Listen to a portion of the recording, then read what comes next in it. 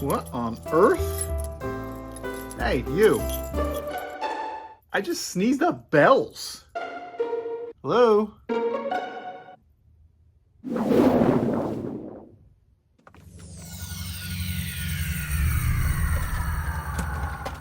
Huh.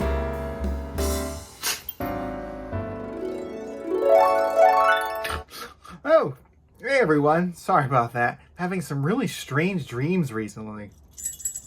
I don't know what it is, but welcome to my very first Bargain Bin movie review. I'm very excited about this new series. And as I told you in my announcement video, the very first movie we are going to speak about is Dream Scenario, starring Nicolas Cage.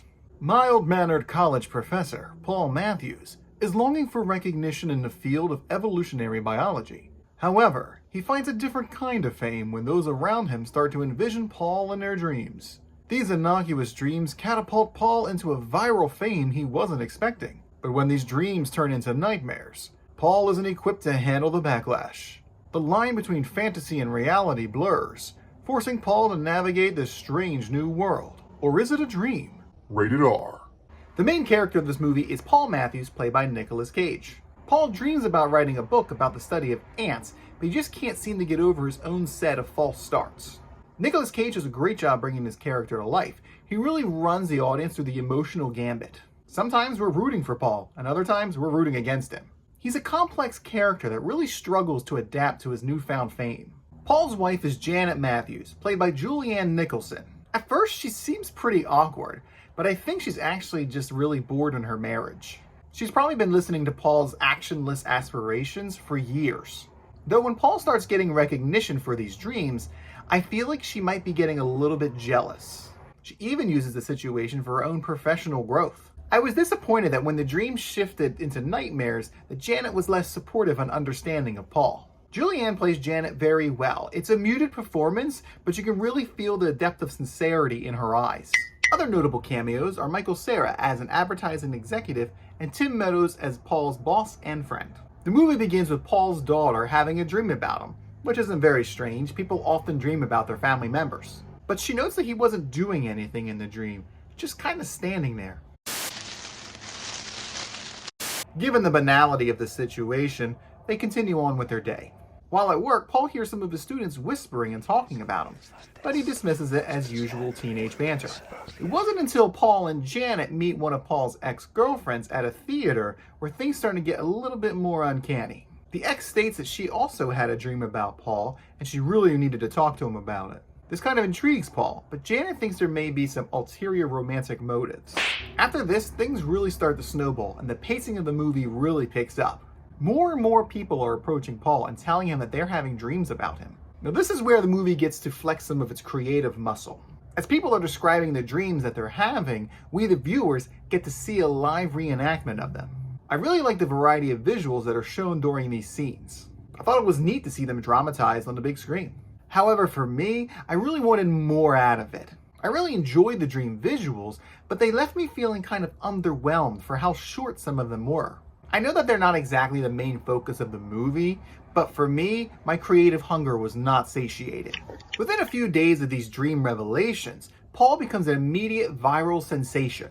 People all over the globe were dreaming about him. This leads to some rather odd sponsorship offers from Trent, played by Michael Cera. It even helps Janet get a promotion at work. Of course, this meteoric rise is going to have one heck of a fall. After a very pivotal scene, which I won't spoil for you, the dreams about Paul take a turn for the dark. People start to describe harassment, fear, and violence. This also shifts the overall tone of the film to a darker shade. Again, these new dream sequences are done very well. There may be a few that shock viewers, but in my opinion, they aren't over the top too violent. This is also where the line between reality and fantasy begins to bleed. The dreams aren't always shown as abrupt little skits. They are woven into the main story, leaving the audience responsible for unraveling fact from fiction. The ramifications for these nightmares are swift and harsh. Jobs are lost, children are bullied, and Paul is pretty much shunned by everyone, including some of his family. But the thing is, he isn't responsible for any of this. He's not controlling what people are dreaming about. I feel like if I was one of his victims, I wouldn't be upset at him. I personally have very vivid dreams sometimes, and things can get a little kooky.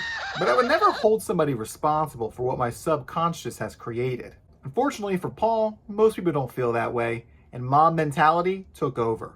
I feel like the way that Paul's personality shifts during the movie is a little uneven. He's completely unassuming in the beginning, but almost a complete menace by the end. I understand that this change is a rapid rise and fall in fame, but I feel like it could have been just a little bit more progressive. It feels like we missed 1 or 2 stages. I feel like the overall themes of fame and infamy are covered very well, though sometimes the dialogue is a little too on the nose and it feels like the movie's just shouting at you, "This is the theme!" I think this theme is just as relevant today as it has been for all of history. It makes me think of the golden age of Hollywood. During the Red Scare, well-loved actors and actresses would lose their jobs if they were accused of being a communist by the powers that be. All it takes is a simple accusation of something, and it made them blacklisted from other studios. This draws parallels to the idea of cancel culture, which is often inappropriately used. They even touch upon cancel culture in this movie. Now, I think this actually might be an example of cancel culture, because Paul is being canceled for actions that he didn't take. These are all just dreams that other people are having. Unlike all those other things that people are always complaining about being canceled for. Those things are usually just the consequences of your actions. Accompanying this theme is a criticism of social media and its users. It's the primary tool used by the public in Paul's rise and fall. It really showcased how virality could be used as a tool for success, or a weapon for destruction. Think of the Haktua girl, or people saying racist things online. Reactions and consequences occur at a lightning pace. Overall, I enjoyed my time with Dream Scenario quite a bit, though it's not as creative as I would have pushed for. Though I would suggest watching it, especially with a friend. It could be a real conversation starter. And that is why I'm giving Dream Scenario a 7 out of 10. So, did you see Dream Scenario? If you did, tell me all about it in the king-size comments down below. And don't forget to like, comment, and subscribe for more dreamy content just like this. Thanks for watching, and I'll be seeing you guys in your dreams. Ooh. Danish cookies. These would be so good in the casserole. Give me that, you filthy mutt! I'm making this casserole once and for all.